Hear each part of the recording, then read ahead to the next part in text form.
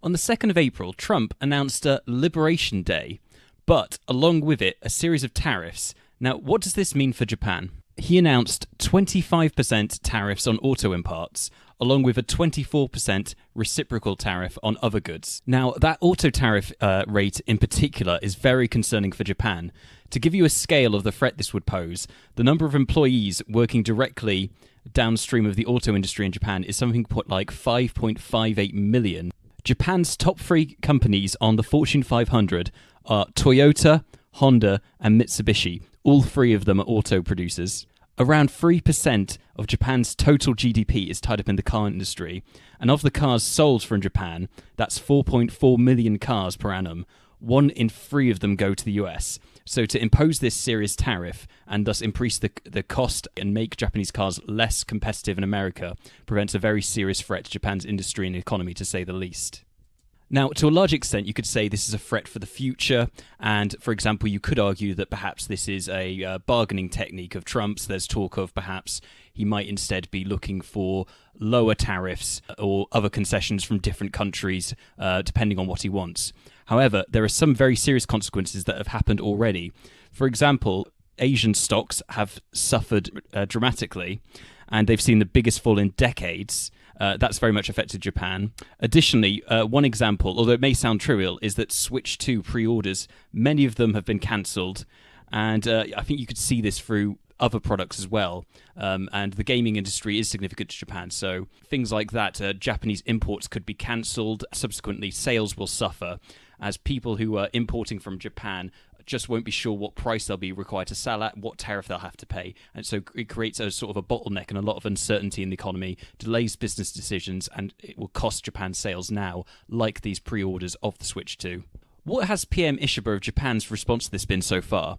Well, for one thing, he's looking perhaps to meet Trump. He hasn't ruled out meeting him. He's also said that he's already phoned him and essentially pleaded Japan's case, made arguments against the tariff. You would imagine he's stressed the importance of Japan and the US's relationship, that sort of thing, to argue against the tariffs and implore Trump to consider making an exception for Japan or to reconsider the measures. And he's looking, as I say, to have a possible meeting with him.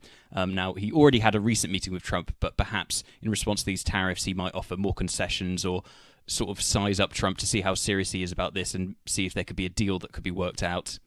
Now, in terms of the economic strategy he will take, whether he can negotiate out of these tariffs or not, well, he's talked about offering support to companies, including small and medium companies. That could be in terms of perhaps loans, economic support as they go through an uncertain period, possibly even over the longer term as this situation develops. And he's also talked about devising an employment strategy in case there's long-term consequences of this tariff talk.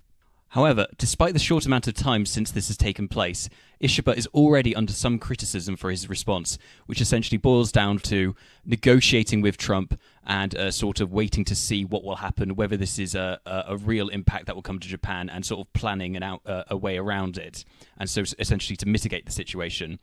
For example, Seinai Takeichi, who's sort of a further right, more within the Abe faction of the LDP, and the person who finished second to Ishiba, has already come out and criticised him for having a weak response to this. She said that Ishiba has no command of the situation and is essentially questioning his leadership, which is a very serious challenge for him at a time where he's already recently facing a gift scandal and is already leading a minority government, so that's the last thing he wants to hear. Additionally, Seinai has said that Japan should file a World Trade Organization dispute against Trump and his tariffs, essentially arguing that Ishiba should be more combative and look for proactive solutions rather than just hoping he can negotiate and mitigate the damage that Trump's decision will do. Whatever path Japan takes, this is a very serious situation for them and their economy, even if the tariff is essentially only talk. As we've already seen, just the uncertainty and the threat of the tariffs itself can pose a serious challenge to their economy. And we'll just have to see what happens with Trump from here and how effective Ishiba's stance of talking him down and trying to sort of reason a way out of the tariffs will be in the long run. And so Japan, in effect, faces very serious consequences of a threat to its exports, its employment, its major industries, job losses, and a collapse in its economy even, if they don't get control of the situation. It will be very interesting to see over the coming months what happens and how Japan responds.